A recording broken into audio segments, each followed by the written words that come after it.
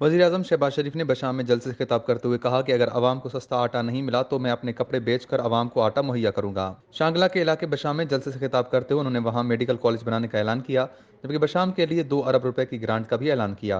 उन्होंने मुल्क में आटे की बढ़ती हुई कीमत पर तशवीश का इजहार किया और कहा कि आटे की जितनी कीमत आइंदा 2 दिनों में पंजाब में होगी उतनी ही खैबर पख्तूनख्वा में होगी।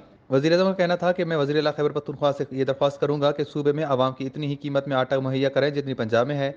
अगर ऐसा नहीं करते तो मैं अपने कपड़े बेचूंगा और आवाम को आटा मुहैया करूंगा।